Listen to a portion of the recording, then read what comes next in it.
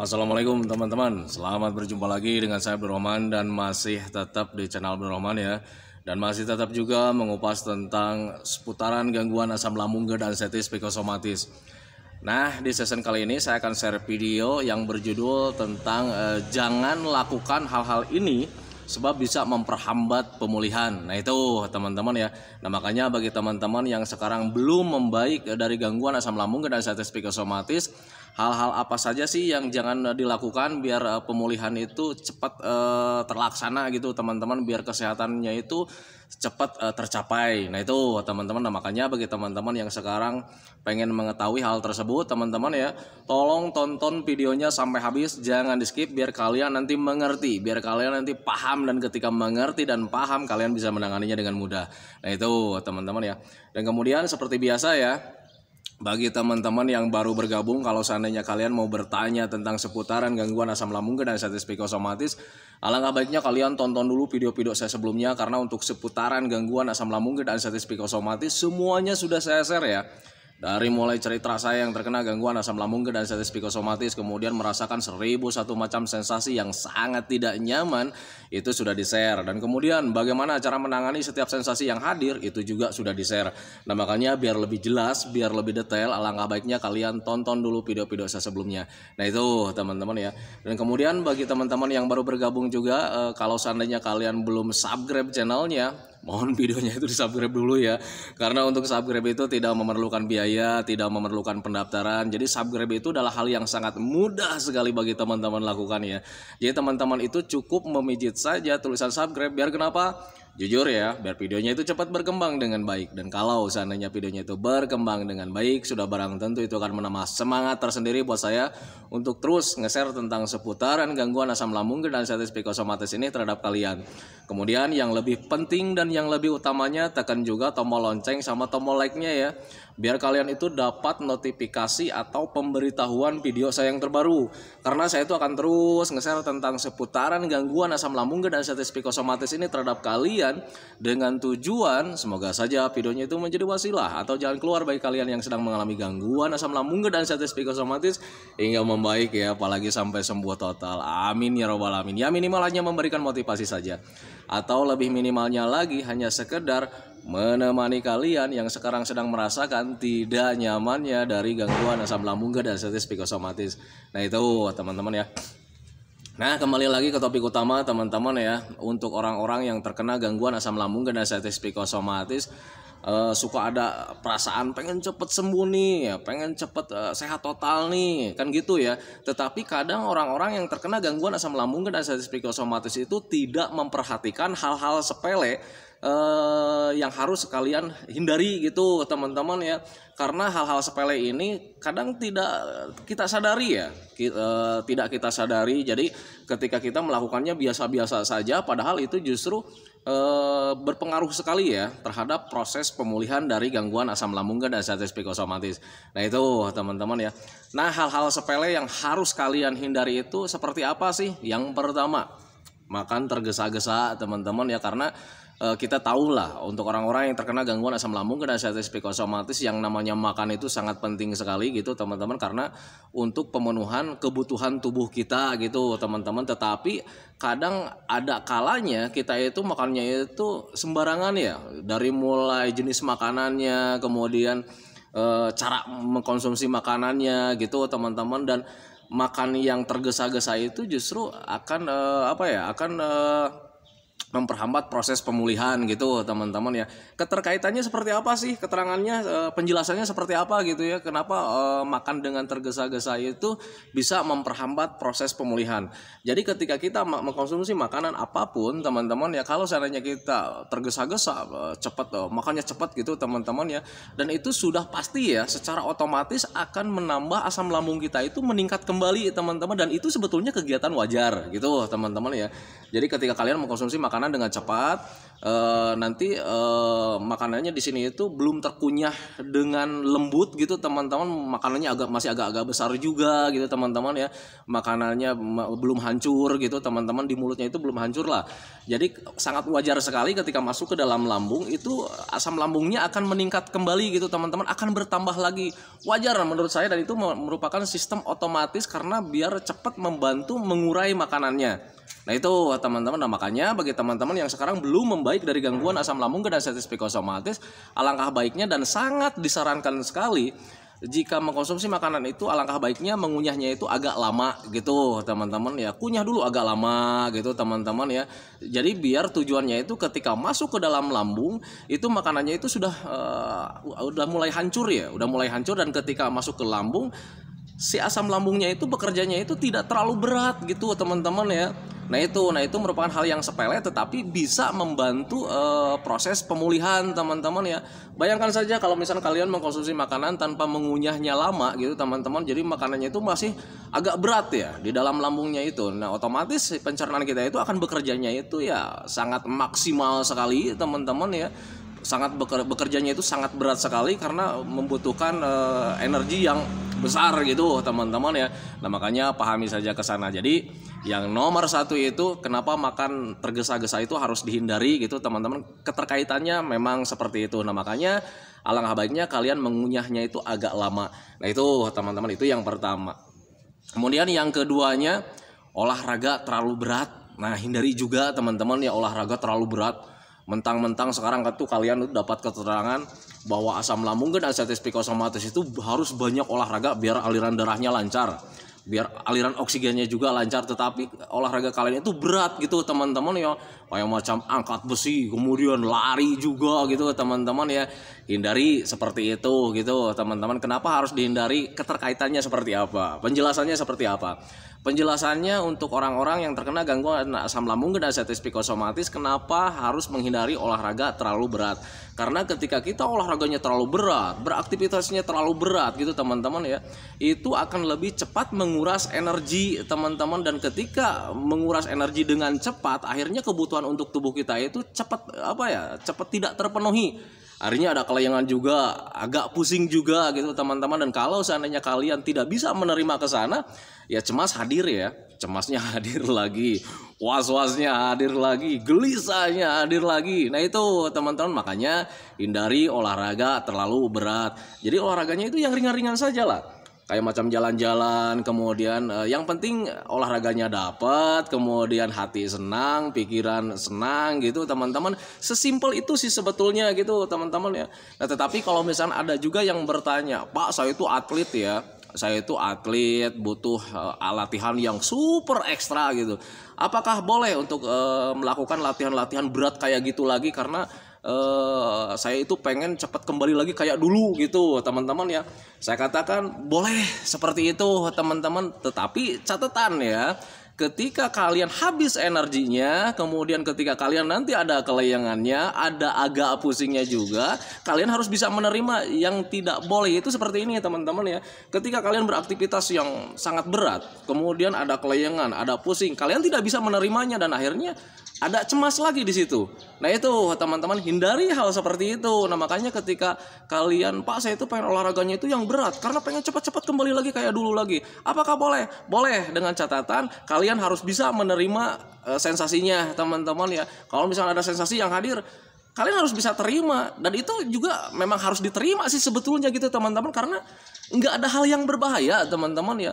Pusing dan kelayangan wajar sih sebetulnya kalau seandainya energinya habis gitu. Apakah bisa menyebabkan kematian? Tidak teman-teman ya. Kalau seandainya udah bekerja keras nih, kemudian ada kelayangan, ada agak pusing juga, apakah berbahaya? Tidak. Yang harus kalian pikirkan dengan wajarnya itu ya cepat-cepat lagi makan teman-teman ya, cepat-cepat lagi makan, cepat-cepat lagi minum, karena energinya sudah habis ya, penuhi lagi gitu teman-teman ya. Sesimpel itu sih sebetulnya gitu teman-teman ya. Itu yang kedua, olahraga jangan terlalu berat karena kalian nanti tidak bisa menerima sensasi yang hadir. Tetapi kalau misalkan kalian bisa menerima sensasi yang hadir, boleh-boleh saja sih sebetulnya teman-teman, karena untuk asam lambung dan gastritis psikosomatis itu bukan merupakan hal yang berbahaya. Nah itu teman-teman ya. Nah kemudian yang ketiganya hindari terlalu berpikir keras teman-teman ya. Kalau misalkan ada permasalahan kita pikirkan secara keras gitu teman-teman, bahkan kesehatan sama penyakit sama sensasi itu tuh yang sering kita pikirkan gitu teman-teman. Hindari hal seperti itu teman-teman. Kenapa? Keterkaitannya seperti apa? Penjelasannya seperti apa?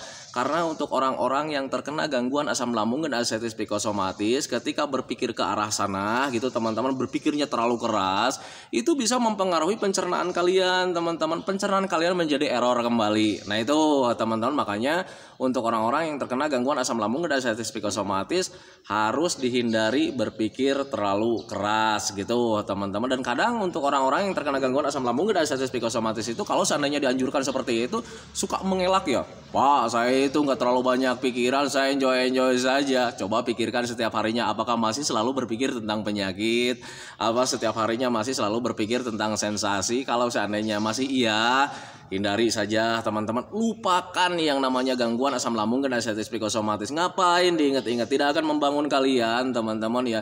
Jujur, sepengalaman saya sembuh dari gangguan asam lambung dan ascites psikosomatis itu karena terlupakan. Ya sudah, stop dari mulai sekarang berpikir tentang penyakit. Harus setiap harinya itu harus merasa sehat, karena kalian tuh sehat sih sebetulnya. Nah itu teman-teman, yang salah itu di mental sama di pemikiran kalian. Untuk asam lambungnya cuma 1% teman-teman ya. Kita menjaga pola makan 1 bulan aja udah beres sebetulnya. Nah itu teman-teman, sesimpel itu. Nah makanya untuk orang-orang yang terkena gangguan asam lambung dan ascites psikosomatis, jangan terlalu berpikir keras apapun itu gitu teman-teman, kecuali berpikirnya yang menyenangkan. Kenapa untuk berpikir yang menyenangkan itu sangat dianjurkan?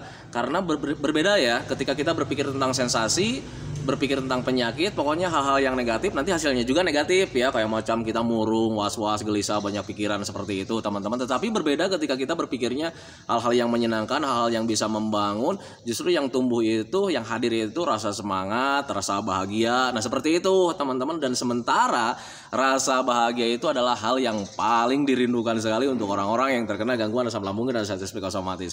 Nah itu teman-teman ya. Nah makanya stop berpikir keras tentang hal-hal negatif gitu teman-teman ya.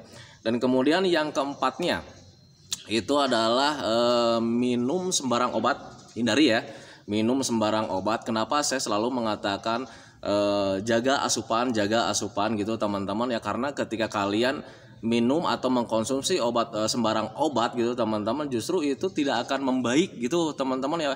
Justru itu akan lebih mengganggu terhadap sistem pencernaan. Nah itu teman-teman. Dan kalau sistem pencernaan sudah nggak normal lagi, pemikirannya itu suka kemana-mana lagi, karena pencernaan dan pemikiran itu saling berketerkaitan. Nah itu teman-teman, makanya hindari mengkonsumsi obat-obat yang tidak jelas gitu teman-teman ya. Alangkah baiknya kalian itu kalau seandainya ingin memperbaiki pencernaan, kembalikan lagi pencernaan kalian itu seperti bayi lagi. Nah gitu teman-teman. Jadi dijaga asupannya. Jangankan untuk obat-obat kimia atau herbal nggak jelas gitu teman-teman ya.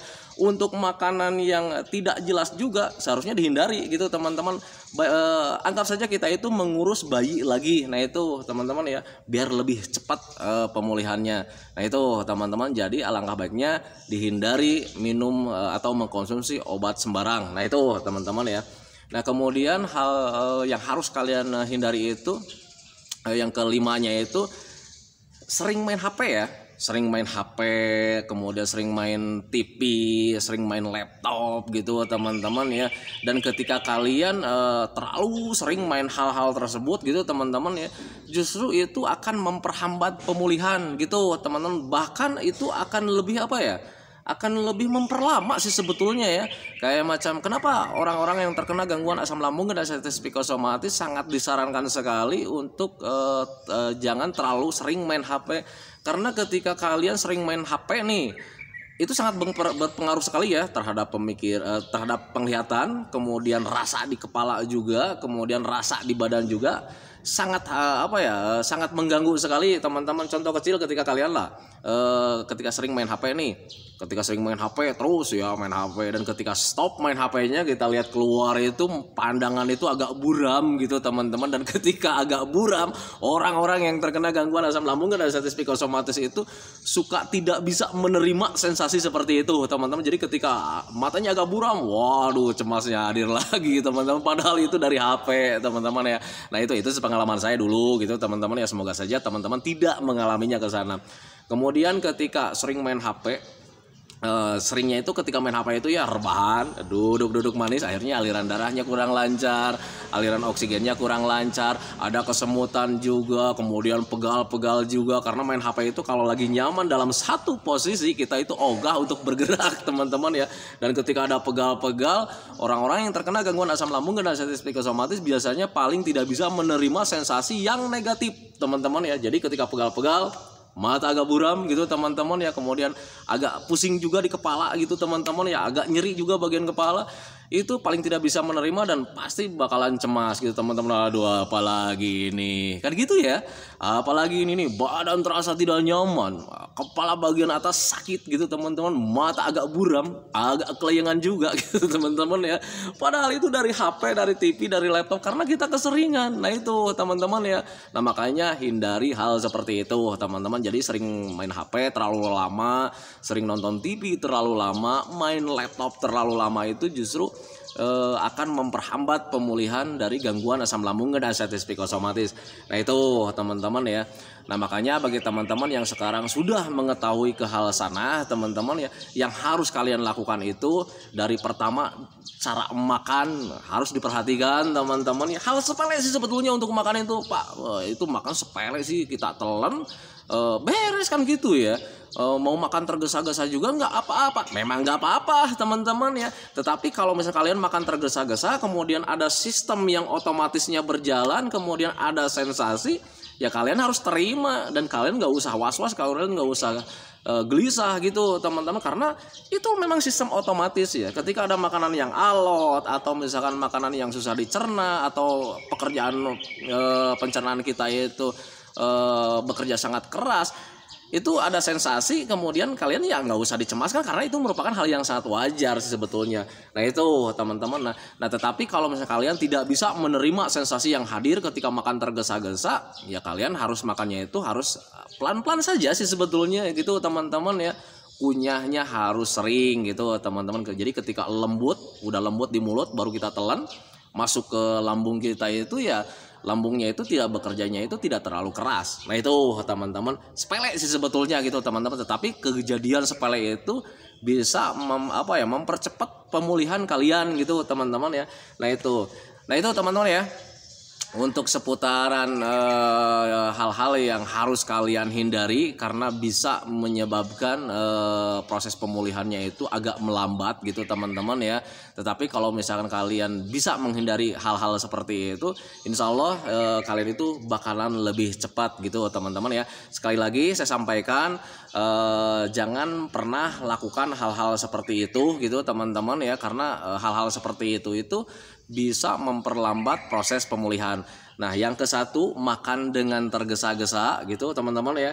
Yang keduanya itu apa tadi, lupa lagi ya, olahraga terlalu berat gitu teman-teman ya. Hindari saja olahraga terlalu berat, olahraganya yang menyenangkan saja, yang santai aja, yang penting olahraganya dapat, kesenangannya dapat. Nah itu teman-teman ya.